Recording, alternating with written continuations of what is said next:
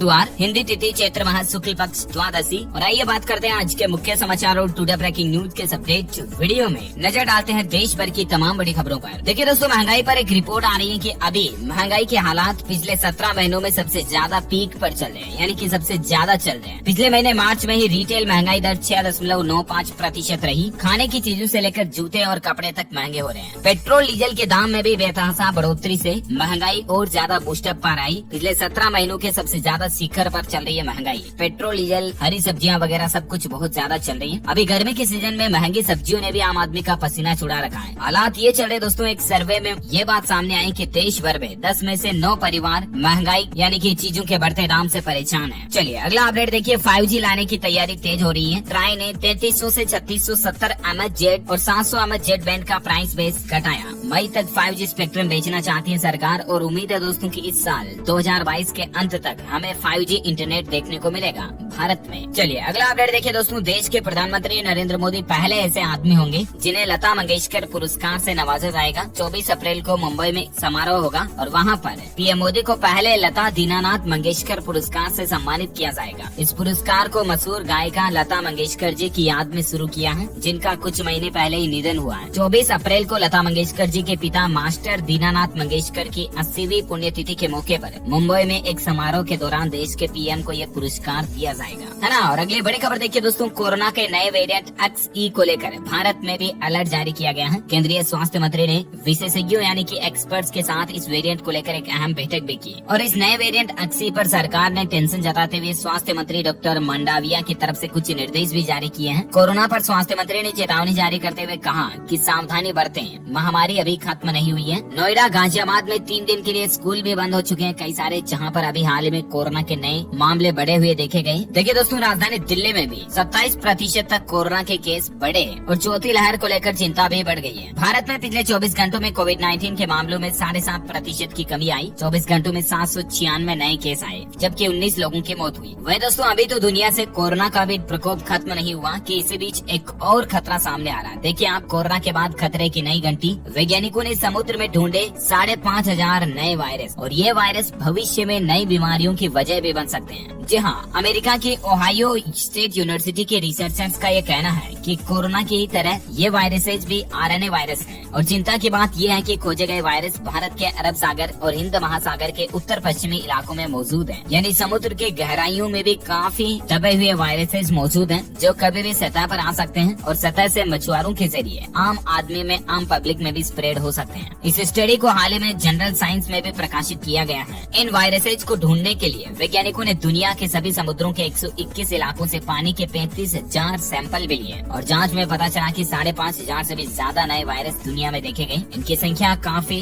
ज्यादा है और भविष्य में वैज्ञानिकों का ये भी अनुमान है कि हो सकता है कि लाखों की संख्या में नए वायरस मिले, जो मानव जाति के लिए खतरा पैदा हो सकता है। हालांकि फिलहाल आप टेंशन ना लें, क्योंकि समय के साथ साथ हमारी विज्ञान भी डेवलप हो रही है, तो जरूर इनका कोई न कोई तोड़ निकालेगी। चलिए फिलहाल बात करें अपन अगली बड़ी खबर देखिए। पेंशन भोगियों के लिए अच्छी खबर है। उनकी मदद के लिए सरकार सिंगल विंडो पोर्टल बनाने की तैयारी कर रही है। दरअसल केंद्रीय मंत्री जितेंद्र सिंह ने मंगलवार को पेंशन भोगियों और सेवानिवृत्त वरिष्ठ नागरिकों की मदद के लिए सिंगल विंडो पोर्टल स्थापित करने की घोषणा की है। और ये पोर्टल न केवल देश भर के पेंशन भोगियों और उनके सहयोगियों से सतत संपर्क बनाए रखने में मदद करेगा, बल्कि उनकी कोई समस्या, शिकायत या सुझाव है तो भी उनको तुरंत एप्लीकेबल किया जा सकेगा। तो बहुत जल्द सरकार की तरफ से इसका ऑनलाइन पोर्टल जारी किया जाएगा, तो मैं आपको बता दूंगा। अच्छा अगला अपडेट देखिए दोस्तों। आम आदमी और किसान भाई लोगों के लिए भी अच्छी खबर है। इस साल के मानसून पर मौसम विभाग का पहला अनुमान जारी हुआ है। मध्य प्रदेश, पंजाब और हरियाणा में इस साल भी अच्छी बारिश होगी। मतलब जिसे कहते हैं ना, संवत कैसा होगा इस बार। गर्मी के सीजन के बाद बारिश के मौसम में इस बार बारिश कैसी होगी, तो इस पर मौसम विभाग की तरफ से पहला अनुमान आया कि खुशियों से भरा होगा 2022 का मानसून, क्योंकि इस बार मानसून सामान्य रहने का अनुमान है। मध्य प्रदेश, उत्तर प्रदेश, पंजाब और हरियाणा में औसत से ज्यादा बादल बरसेंगे। और भी आगे मौसम अपडेट में आपको बताऊंगा, लेकिन फिलहाल देखिए आप अगली बड़ी खबर। देश भर के स्टूडेंट्स के लिए अच्छी गुड न्यूज आ रही है। अब एक सेशन में 2 फुल टाइम कोर्सेज कर सकेंगे छात्र। यूजीसी के चेयरमैन ने इस तरह का ऐलान किया है। एक साथ आपको 2 डिग्रियां मिलेगी। जी हाँ, मतलब ये जैसे आप 12वीं के बाद कोई कॉलेज कोर्स कर रहे हो, ठीक है ना, तो आप एक साथ 2 कोर्स कर पाओगे। यूजीसी यानी कि विश्वविद्यालय अनुदान आयोग की तरफ से चेयरमैन के द्वारा इस बात की घोषणा की गई है। जल्द ही छात्रों को एक साथ 2 फुल टाइम डिग्री प्रोग्राम करने की अनुमति मिलेगी। मान लीजिए 2 अलग अलग तरह के ग्रेजुएशन कोर्सेज हैं, जैसे आप बीकॉम कर रहे हो और बीएससी भी कर रहे हो, तो दोनों साथ में कर पाओगे। डिपेंड करता है कि आप कितने इंटेलिजेंट हैं, कितने होशियार हैं। आप दोनों एग्जाम अगर क्लियर कर सकते हैं तो 3 साल के जो दोनों कोर्स हैं उनको आपको करने के लिए 3-3 साल अलग अलग 6 साल देने की जरूरत नहीं है। आप 3 साल में दोनों ही कोर्स को कंप्लीट कर पाओगे, साथ के साथ दोनों के एग्जाम दे पाओगे। इस तरह का प्लान बना रही है यूजीसी। विद्यार्थियों को एक साथ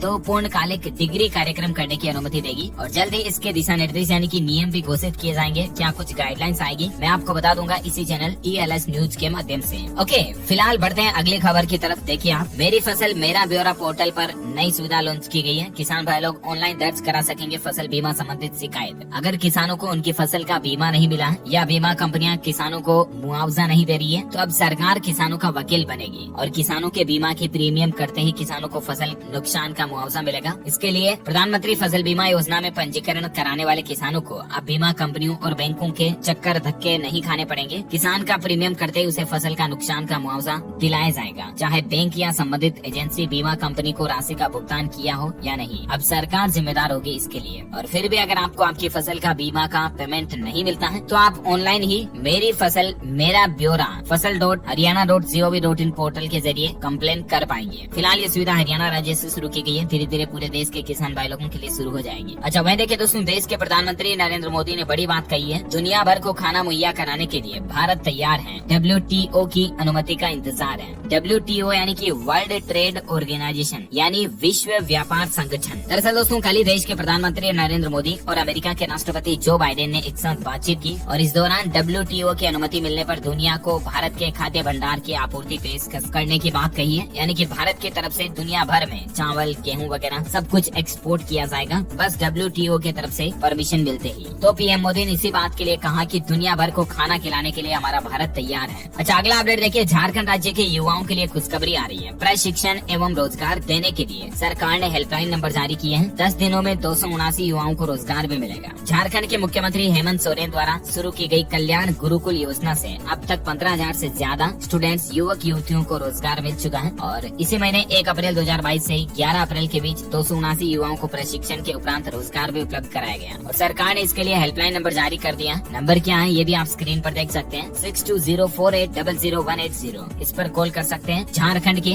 युवा और अपने रोजगार और प्रशिक्षण संबंधित जानकारी ले सकते हैं। ओके, चलिए अगला अपडेट देखिए दोस्तों, पंजाब के लोगों को महंगाई का एक और बड़ा झटका लगने जा रहा है। पंजाब राज्य में 15 अप्रैल से बेकरी, बिस्किट और रस 15% महंगे हो जाएंगे। पहले से महंगाई कितनी ज्यादा बढ़ रही है हर चीजों में, पेट्रोल, डीजल, LPG गैस, दूध, दाल, आटा, चावल सब कुछ तो महंगे हो रहे हैं। इसी बीच अब ब्रेड, बिस्किट, बेकरी वगैरह के सामान पंजाब में 15% महंगे हो जाएंगे 15 अप्रैल से ही। वह देखिए दोस्तों, आम आदमी की सवारी भी महंगी हो रही है। पंजाब में पिछले 4 महीने में साइकिल के दामों में 250 रूपए की बढ़ोतरी हुई है। मतलब जो बाईसाइकिल आती है ना, गरीब की बाइक जिसे कहते हैं, गाड़ी, गरीब के लिए तो ये मोटरसाइकिल से भी बढ़कर होती है बाईसाइकिल, उसके भी रेटें बढ़ गई है। देखिए आप, पिछले 4 महीनों में 250 रूपए बढ़ गए। क्या हो रहा देश में। और ऑलरेडी आपको पता होगा सब्जियां वगैरह कितनी महंगी हो रही है। और अभी देखिए आप, नींबू महंगा होने की वजह सामने आई। एक रिपोर्ट्स के मुताबिक होलसेल में 150 से 180 रूपए प्रति किलो का भाव नींबू का बिक रहा है, लेकिन लोगों से 250 से 400 रूपए तक वसूल रहे हैं नींबू बेचने वाले, क्योंकि ज्यादातर मार्जिन जो रिटेलर्स कमा रहे हैं। एशिया की सबसे बड़ी मुहाना सब्जी मंडी से एक ग्राउंड रिपोर्ट सामने आ रही है नींबू पर, है ना। मतलब होलसेल में तो ये सब्जियां बेचने वाले के भी नींबू सस्ते आ रहे हैं, 150 से 180 रूपए किलो आ रहे हैं, लेकिन ये और ज्यादा महंगे बेच रहे हैं, 300-400 के। अच्छा, अगला अपडेट देखिए दोस्तों, जम्मू कश्मीर के लिए रेलवे चलाएगा स्पेशल गरीब रथ ट्रेन। 15 अप्रैल से ये ट्रेन शुरू होगी। हर शुक्रवार को उदयपुर से जम्मू के लिए ये गाड़ी चलेगी। अजमेर, जयपुर, दौसा, अलवर रेलवे स्टेशनों पर भी इसका स्टॉपेज रहेगा। गर्मी की छुट्टियां मनाने के लिए अगर आप भी जम्मू घूमना जाना चाहते हैं तो इंडियन रेलवे की गरीब